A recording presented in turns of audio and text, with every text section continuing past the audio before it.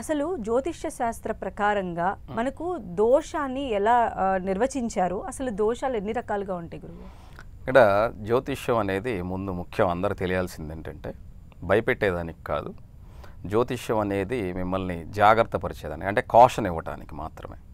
అంటే మిమ్మల్ని ప్రమాదం నుంచి బయట వేసేదానికి మాత్రమే పూర్వీకులు మనకి చెప్పారు తప్ప మనల్ని భయపెట్టేదానికో లేకపోతే భయపెట్టి ఎదుటివాడు లబ్ధి పొందేదానికో జ్యోతిష్యాన్ని చెప్పలేదు. అయితే ఇక్కడ శాస్త్రంలో దోషం అనేదానికన్నా కూడా యోగంగా చెప్పబడ్డాయి. యోగం అంటే దాదాపుగా 1000 యోగాలుగా శాస్త్రంలో చెప్పబడ్డాయి. వాటిలో చాలా వరకు కాలగమనంలో వాటిని చెప్పకూడదు. ఎందుకంటే ఇవి రికార్డెడ్గా కానీ లైవ్లో కానీ, ఎందుకంటే జ్యోతిష్యం అనేది వ్యక్తిగతమైనటువంటిది. ఈ వ్యక్తిగతమైనటువంటి జ్యోతిష్యాన్ని పబ్లిక్ చేయకూడదు. కాబట్టి చాలా దోషాలని యోగాలుగా చెప్పినటువంటి 1001 యోగాల్లో దోషాలు కూడా ఉన్నాయి. వాటిల్లో చాలా వరకు చెప్పకూడదు. ఎలా అంటే ఒక ఉదాహరణకి చెప్తాను మీ అందరికీ, ఇది తప్పుగా భావించొద్దు. జ్యోతిషం మళ్ళీ చెప్తున్నాను, మీ అందరికీ కూడా ప్రమాదాల నుంచి తప్పించేదానికే తప్ప మిమ్మల్ని బెదిరించేదానికి కాదు. ఇది ఒకటి గుర్తుపెట్టుకోండి. ఇక్కడ జాతకంలో ఒక యోగం ఉన్నది, జారపుత్ర యోగం అనేటువంటి ఒక యోగం ఉన్నది. ఇది చాలామందికి తెలియదు.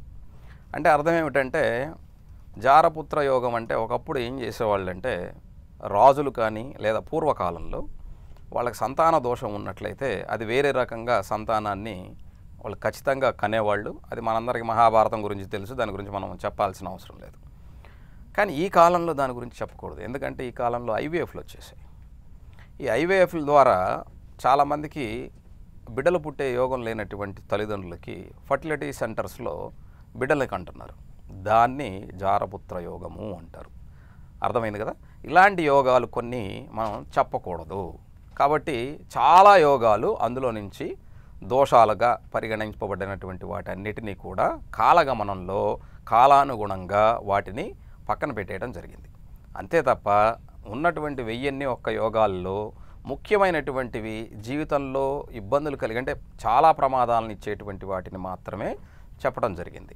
వాటిల్లో ముఖ్యమైనటువంటి మనందరికీ తెలుసు కుజదోషము, కాలసర్పదోషము, తర్వాత శని రాహుల దోషము, శని కుజుల దోషము, అలాగే కుజరాహుల దోషము, చంద్రకేతువుల దోషము, చంద్రరాహుల దోషము, గురురాహుల దోషము, ఇలాగా అలాగే భృగు షష్టాష్టకాల్లో ఉన్నటువంటి దోషము, ఇలాంటి దోషాలను మాత్రమే చాలా వరకు చెప్పడం జరుగుతుంది ఎక్కువగా. అందులో జీవితానికి కావలసినటువంటివి ముఖ్యంగా చూసినప్పుడు సర్పదోషం ఒకటి, కుజదోషం ఒకటే ప్రముఖంగా వినపడుతూ ఉంటాయి. ఇవి చాలా రకాలైనటువంటి దోషాలను ఇస్తాయి.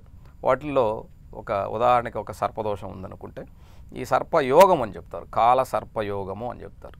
ఈ యోగం దాదాపుగా ఎలా ఉంటుందంటే దాదాపుగా 288 సార్లు ఈ కాలసర్పదోషం ఉంటుందన్నమాట, చెప్పబడుతుందన్నమాట. అంటే 288 రకాలుగా ఉంటుంది. 12 12 144, అలాగా 12 12 అంటే ఇంటూ మళ్ళీ ఇంకొకసారి 12, సవ్య దిశలో 12, అపసవ్య దిశలో 12, 12 12 144 ఉంటాయన్నమాట. అంటే 12 లగ్నాలు 12 రాసులు కాబట్టి 12 12 వస్తాయన్నమాట. 144 మళ్ళీ ఇంకొక 12 12 అంటే 288 కాలసర్పయోగాలు ఉంటాయి. వాటిల్లో మనకి ఏముందన్నది పరిశీలించి చెప్పవలసింది శాస్త్రం తెలిసినటువంటి వ్యక్తులు. కాబట్టి ఒక్కొక్క దోషానికి ఒక్కొక్క రకమైన పరిహారం ఉంటుంది. అందరు కాకపోతే ఏంటంటే కాళహస్తిలో అందరికీ పరిహారం చేసుకోమని చెప్తారు. అది బీపీ 120/80 లాగా అది జనరల్గా అందరికీ చెప్పేటువంటి ఒక ఇది.